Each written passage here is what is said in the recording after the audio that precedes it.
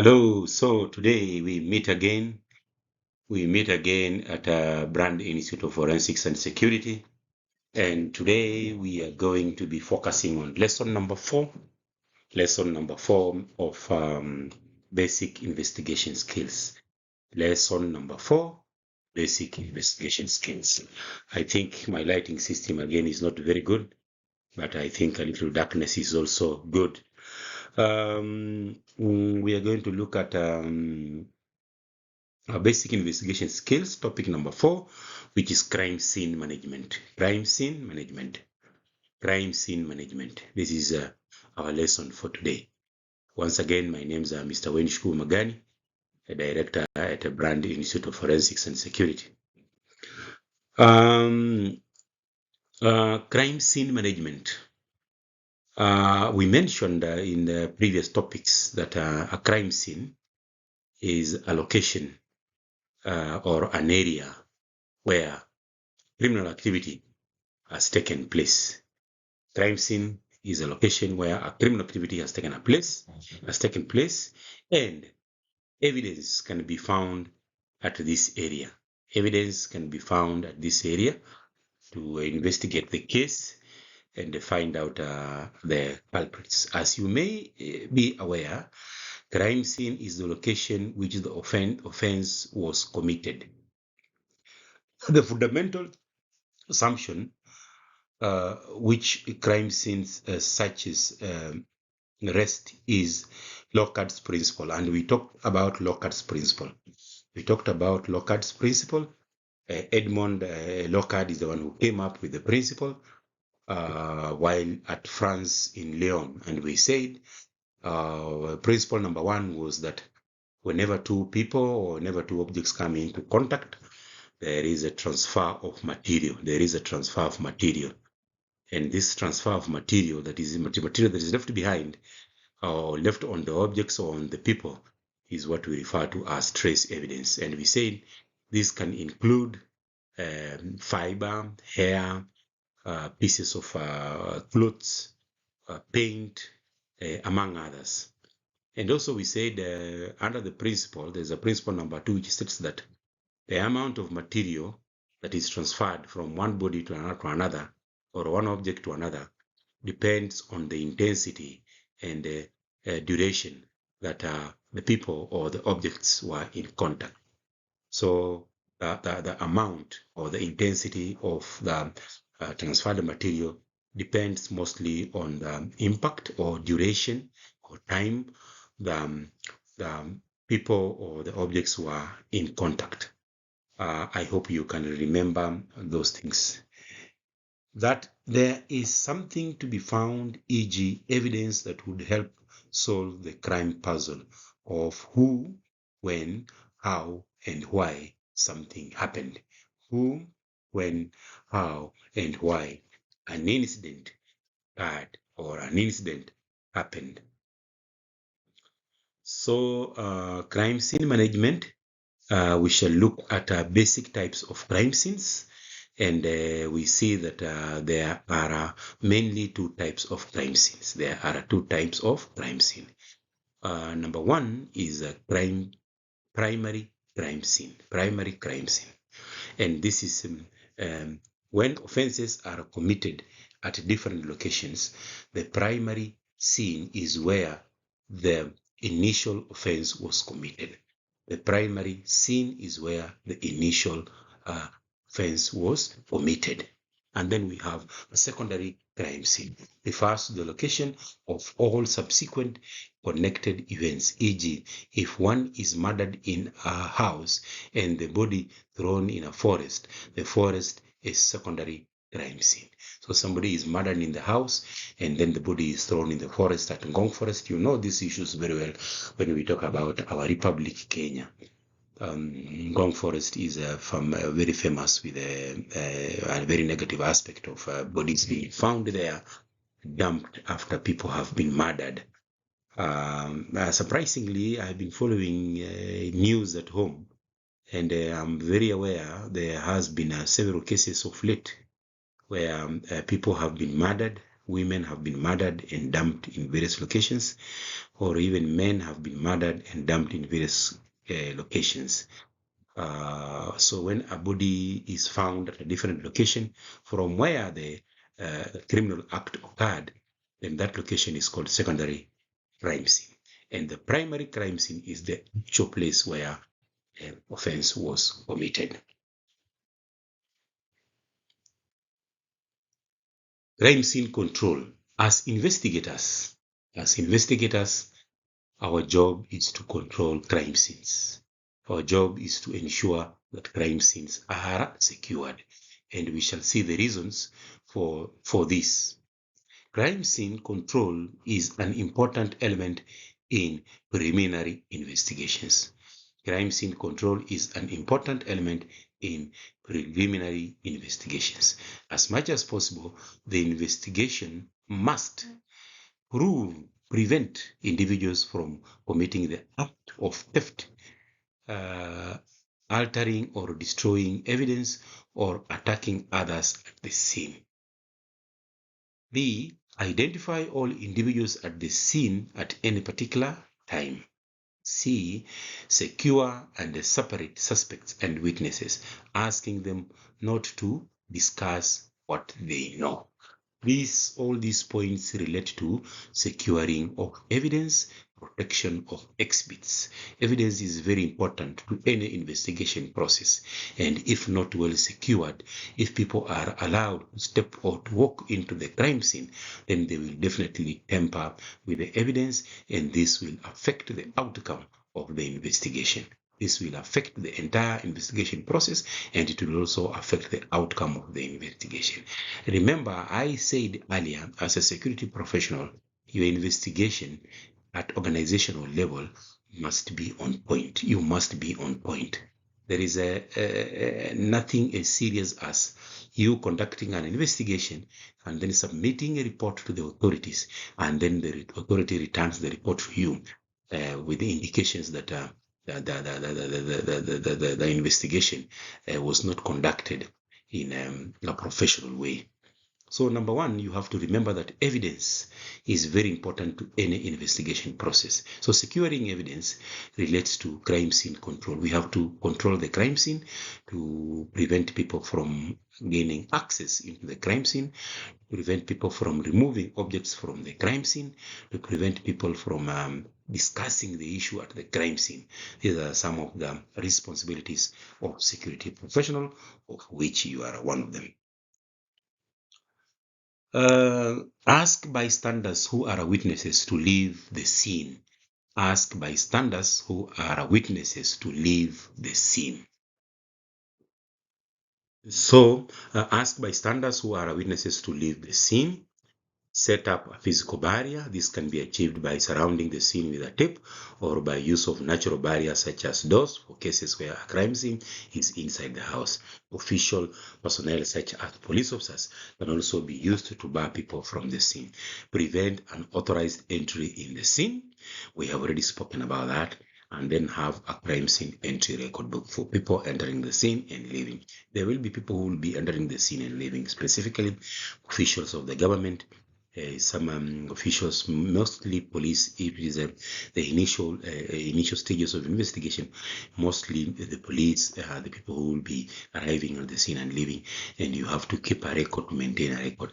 This will assist in identifying the people who have visited the scene. Also, at organizational level, if something has happened and it needs police involvement, your role as a security officer, which is also part of investigation, is to secure the scene. To secure the scene, to ensure people do not tamper with evidence, people do not take away pieces of evidence, people do not walk into the crime scene anyhowly, thereby tampering with the investigation. And this will eventually lead to below standards reporting or below standards outcome. Also, typical scene problems, some of the crime scene problems, as you may have experienced, crime scenes do face several challenges, which include the following.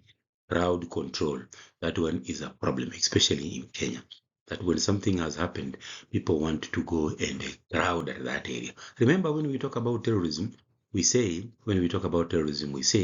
there are attacks that are planned, in that the initial attack is a trigger, and then there is a secondary device which goes off. So crowd control is a major problem, because when people come together at a crime scene, and then there could be a secondary device, it could be an act of terrorism. The first one is just a trigger to bring people together, and then the main device goes off. So crowd control, this is always a challenge, as idlers always become the first people to reach the scene in the area. Losing witness in the crowd, reluctant witnesses, and false witnesses. The investigators in the scene are always faced with the risk of losing witnesses in huge crowds that gather at the crime scene. Other people become false witnesses whose claims are what they have gathered from other people, on other people's conversation at the scene. So losing witnesses is another issue. You remember when we had the Westgate attack, there were reports that have never been confirmed that we may have lost the suspects, or we may have lost the attackers by way of them walking out together with the crowd or escaping together with the crowd. We have never really gotten to the bottom of the matter to know exactly what happened to those people who attacked and killed around 64 people at the Westgate Mall in Nairobi some years back. Another problem is that evidence may be destroyed by the crowds or altered, hence interfering with the investigation process. At times, the police do not come with enough resources at the scene. This includes tools, equipment, and personnel.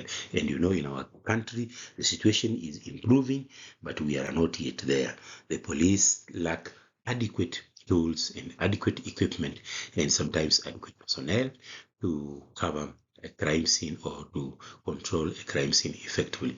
And then finally, it has also been observed that in some cases, the press interferes. And I can tell you, the press, they interfere a lot.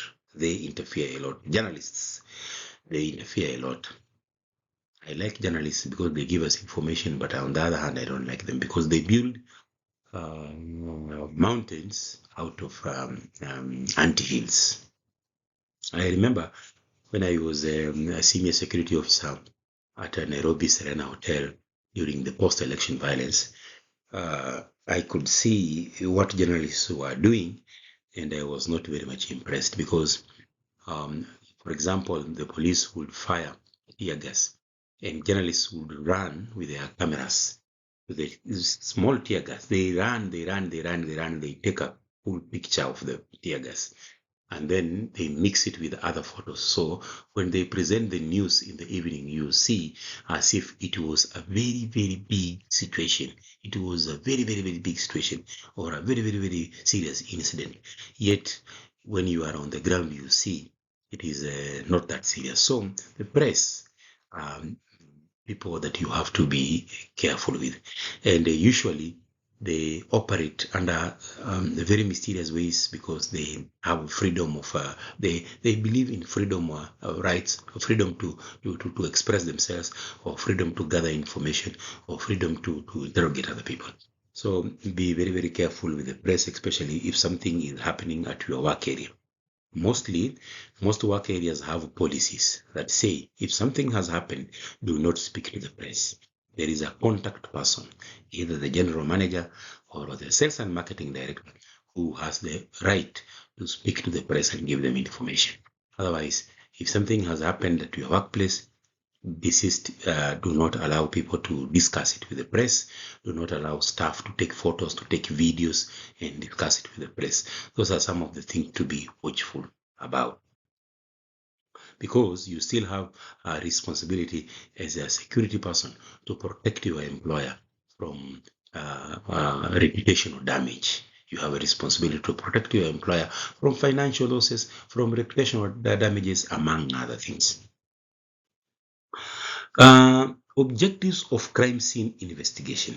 Objectives of crime scene investigation. As an investigator, you must examine the crime scene very carefully so as to achieve the following objectives.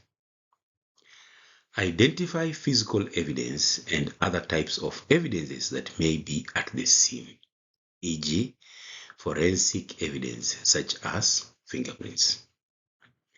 Locate a property either relative to the crime or abandoned by the suspect.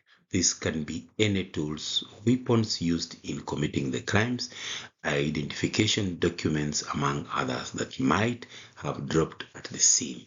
So those are some of the objectives. Other objectives, crime scene examination will also assist you in obtaining evidence that are important in establishing possible escape routes. Possible escape routes. This can be identified by identifying footmarks, tire marks, among others. Proper crime scene examinations will also assist a security investigator in identifying witnesses at the scene. It also assists you to locate places of possible concealment or storage sites in cases of crime such as theft, burglary, and housebreaking, among others. Those are some of the objectives of the proper crime scene management. Crime scene management and examination. Crime scene examination will also assist the investigator to locate other crime scenes where there are several crime scenes. We said there could be two crime scenes. There could be primary crime scene and secondary crime scene. So crime scene examinations will also assist you to locate if there is a secondary crime scene. For instance, a person may have been murdered elsewhere from where the body is found. Finally, crime scene examination will assist in obtaining intelligence about the crime in question. These are useful information about the crime scene in question. You remember we spoke about formulation of a theory or hypothesis. Formulation of a theory or hypothesis. So here we say crime scene examination will assist in obtaining intelligence about the crime in question. That is part of forming a theory, that is part of forming a hypothesis about the problem that you are supposed to be investigating. Crime scene preservation. Crime scene preservation. Crime scene preservation involves making sure that the crime scene is not disturbed or interfered with. As investigator, you must ensure that the crime scene is preserved for the following reasons. Reasons for ensuring crime scene is preserved. In order to preserve evidence which is at the scene. Minimize contamination of evidence in the scene. Minimize contamination of evidence in the scene. And then ensure unauthorized entry in the crime scene is prevented. Ensure the protective clothing is worn by all who enter the crime scene. Ensure the beginning of the investigation into the incident. And then also, there are three types of crime scenes. Three types of crime scenes. We have outdoor crime scene, we have indoor crime scene, and we have conveyance crime scene. We have outdoor crime scene, something happened outside a building, outside a house, outside a particular facility. And then we have indoor, something happened inside the building, in one of the rooms, in one of the bedrooms. And then we have conveyance. Conveyance is a crime scene, like for example, a vehicle, something happening in a vehicle that is moving, and that is what we call conveyance crime scene. Be aware that the flight path of perpetrator may reveal evidence important to the investigation. Property removed from the scene or conveyance may be deposited or dropped as the perpetrator flees the scene. Cigarette butts, beverage containers, or any evidence capable of the transfer of biological evidence are sometimes found in and around the scene. Outdoor crime scenes is the most vulnerable to loss, contamination, and damaging effects on biological evidence in a short period of time. Individuals with access to the scene can potentially alter, destroy, or contaminate evidence. The risk is greatest when the crime scene is not properly secured. Outdoor is very sensitive because of environmental factors. This already, rain, heat, among other things, dust. animals moving, and other issues. We say destruction or deterioration of evidence due to environmental conditions such as heat, cold, rain, snow, and wind call for rapid and effective protection of biological evidence. Evidence that cannot be protected under these conditions should be quickly collected without compromising its integrity. When encountering a combination of an outdoor and indoor and outdoor scene, process the outdoor component first. So if you have two scenes, outdoor and indoor, the instruction is very clear. Process the outdoor scene first, because um, um, the level of contamination and the level of effect from environmental conditions, the biological evidence is greatest in outdoor crime scenes. Nighttime outdoor crime scenes are especially problematic. Nighttime, regardless of the quality of the light source used to illuminate the scene, the lack of sunlight can increase the possibility of missing or destroying evidence. Whenever possible, hold and secure outdoor crime scenes for processing until daylight. So whenever possible, hold and secure outdoor crime scene processing until daylight. Indoor crime scenes compared to an outdoor crime scene. Evidence at indoor crime scene is generally less susceptible to environmental loss and disastrous change. The possibility of loss and contamination from multiple people accessing the scene is greatly increased. Limiting access to the scene and collecting non-reference samples from individuals with access to the scene are a priority. So when it comes to indoor crime scene, limiting access to the scene and collecting non-reference samples from individuals with access to the scene are a priority. Conveyance. Conveyance is a means of transportation. Types of crimes committed in conveyance include the following: vehicle burglary, grand theft, or car theft. Physical evidence recovered from these scenes may extend well beyond the conveyance. Suspects leaving in a hurry may carelessly leave additional evidence. Conveyance, such as a vehicle, may be transported to the laboratory after proper documentation has been completed. Conveyance is a means of transportation, and we say it is also one type of a crime scene. And then let's talk a little bit about interview of the victims. It is imperative that the investigator obtains as much information as possible regarding the circumstances of the crime prior to entering the crime scene. Statements from witnesses and victims can broaden the scope of investigation. The investigator develops an approach to the scene based on this information and the nature of crime. E.g., at the scene of a burglary, attention will focus on the points of entry and exit. I can tell you, in the industry of security, of which I have been in this industry for a long time, investigation is one very important aspect of the security management. If you are a good investigator, then your chances of succeeding in security management is very high. If you are a good CCTV surveillance officer, your chances of succeeding in security management is very high. If you are a good report writer, if you know how to write nice reports that contain facts and the truth about an incident, then you are likely to succeed in security management. And then if you know things related to occupational health and safety, things related to first aid, these are some of the things that are important. And then information security. Information security has become to be very important, the aspect of security management, among other topics. So investigations is one integral part of security management that you must work hard to grow your competency in this area. To help determine what evidence may have been left behind by the suspect, ask the victim a series of questions. What has been moved, handled, or touched by the perpetrators? Has the victim noticed anything unusual or out of the ordinary? For example, cigarette butts in a non-smoker's home. gloves or masks not recognized may have been left at the scene. Did the victim pick things up, move items back, or clean up?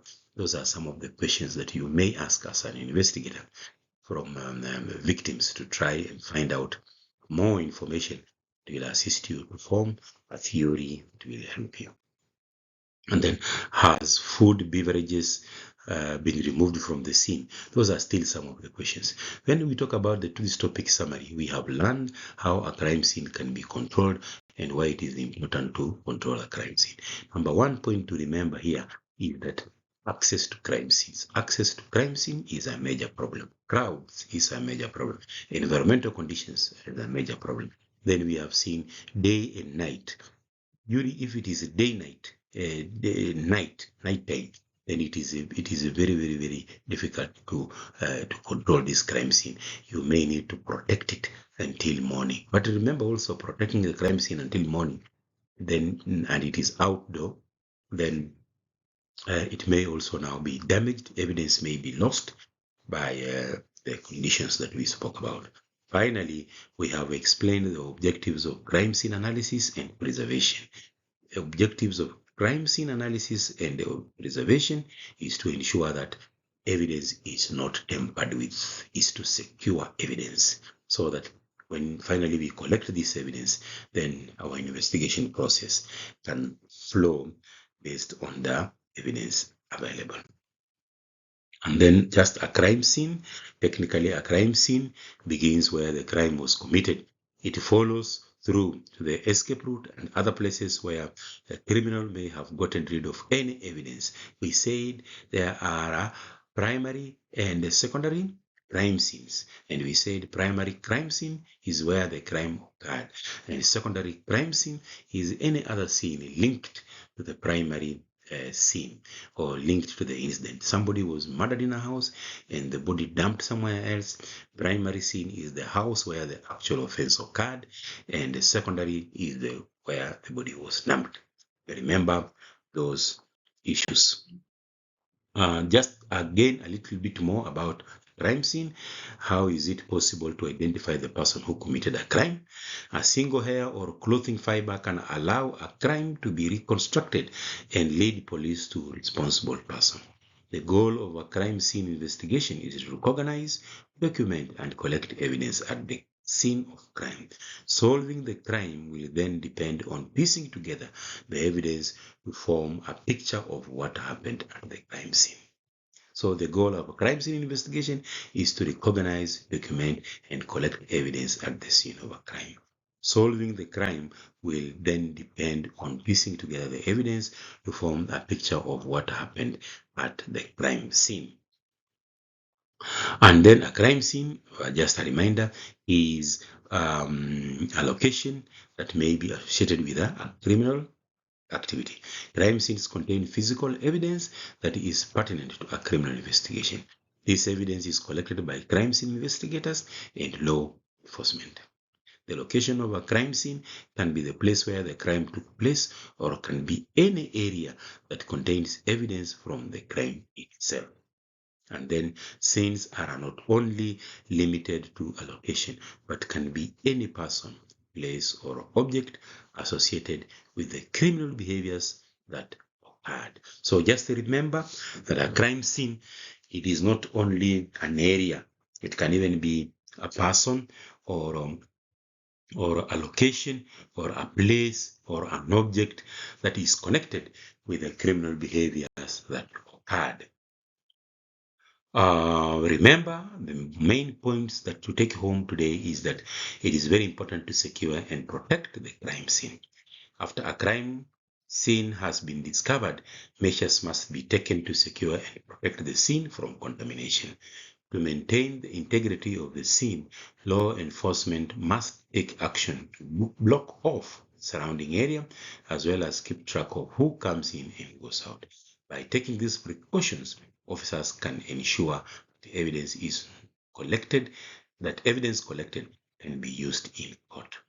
Evidence that has become contaminated, tampered with, or mistreated can pollute the scene and cause a case to be thrown out of court. So it is very important for you as a security professional, whether in the disciplined forces, whether in the private security industry, to keep in your mind that securing and protecting a crime scene is very important to the entire investigation process. Securing and protecting the crime scene is very, very important to the entire outcome of the investigation process.